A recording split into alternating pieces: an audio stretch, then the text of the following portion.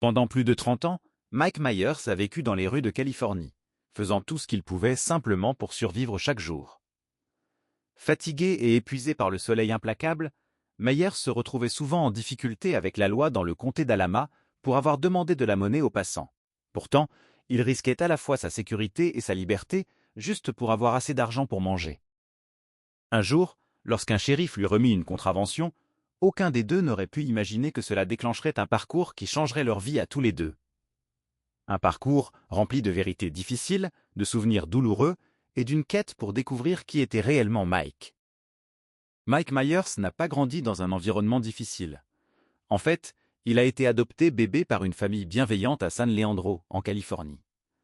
Enfant, il était sociable, aimait faire partie de la fanfare de son école et avait un bon groupe d'amis. Mais à la maison, les choses n'étaient pas aussi bonnes qu'elles en avaient l'air. Bien que ses parents adoptifs aient fait de leur mieux pour qu'il se sente aimé, tout le monde dans la maison ne l'acceptait pas. Sa mère lui montrait de l'affection, mais ses frères et sœurs adoptifs gardaient leur distance. Peu importe ses efforts, ils ne voulaient pas l'inclure. Avec le temps, Myers a commencé à s'éloigner des autres, même de ses amis. Il est devenu silencieux et s'est de plus en plus renfermé sur lui-même. Ce sentiment d'exclusion ne l'a jamais vraiment quitté et l'a suivi jusqu'à l'âge adulte. Au fil des années, Myers a perdu contact avec ses anciens amis et il décrivait sa vie comme extrêmement solitaire. Les choses ont empiré lorsqu'il a appris à 16 ans qu'il était adopté.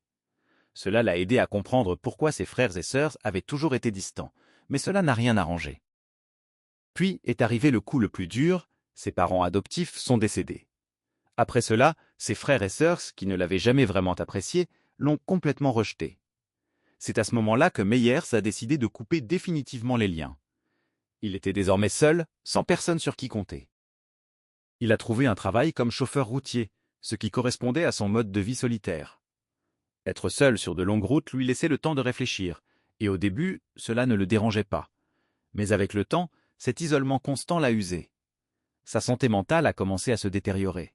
Finalement, il a perdu son emploi, et sans économie ni soutien, il a tout perdu. Il ne lui a pas fallu longtemps pour se retrouver à la rue, sans abri et sans personne vers qui se tourner. Myers a passé les 30 années suivantes à vivre dans les rues de San Leandro, en Californie. Il jouait de la guitare et demandait de la monnaie, espérant simplement gagner assez pour manger quelque chose de chaud. Mais malheureusement, la plupart des gens passaient sans s'arrêter. Les habitants ne le traitaient pas avec gentillesse et mendier ne lui rapportait presque rien. Au fil des semaines, des mois puis des années, la vie dans la rue est devenue son quotidien. Avec le temps, l'espoir s'est éteint, et Myers a commencé à croire qu'il passerait le reste de ses jours dehors, sans toit au-dessus de la tête. Mais comme il s'est avéré, la vie avait d'autres projets.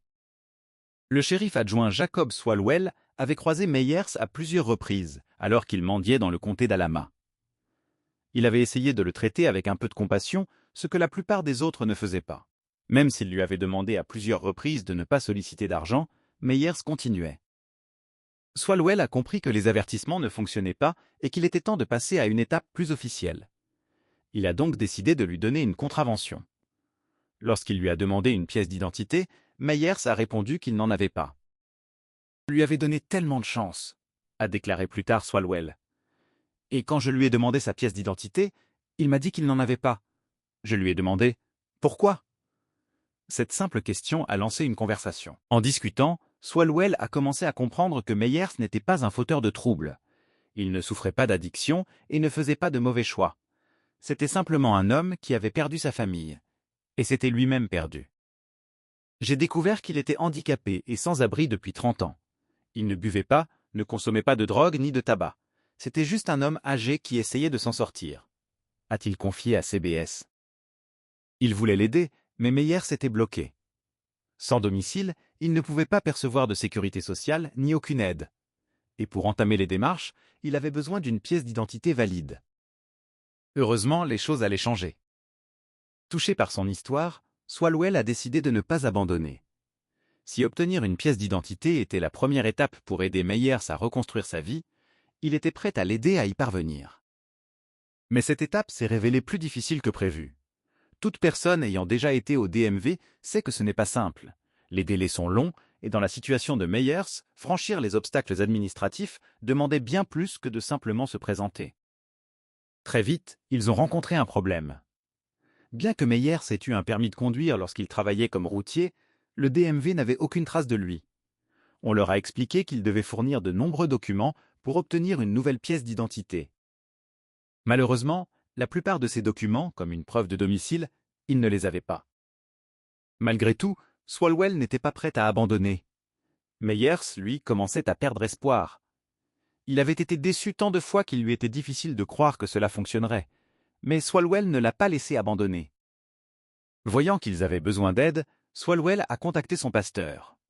Ensemble, ils ont élaboré un plan pour retrouver tous les documents nécessaires, en commençant par une preuve de résidence. Swalwell a consacré du temps et des efforts pour retrouver l'acte de naissance de Meyers. Ce n'était pas facile, mais il y est finalement parvenu. Le document révélait même son nom de naissance. Gordon Michael Oakley. Grâce à cela et aux autres documents, Meyers a enfin pu obtenir une pièce d'identité. Ce qui semblait impossible est devenu réalité. Peu après, les médias locaux ont relayé l'histoire, touchés par la détermination de Swalwell. « Nous avons compris que nous étions simplement deux êtres humains », a déclaré Meyers. Pas les étiquettes ou les jugements que nous avions au départ. Swalwell a ajouté « Parfois, il suffit d'aider quelqu'un à obtenir une pièce d'identité pour qu'il puisse demander des aides. C'est le minimum que nous puissions faire. » Parmi ceux touchés par cette histoire figurait un détective privé, Mark Hassin. Quelque chose dans le parcours de Meyers l'a marqué et il a décidé de l'aider à retrouver sa famille.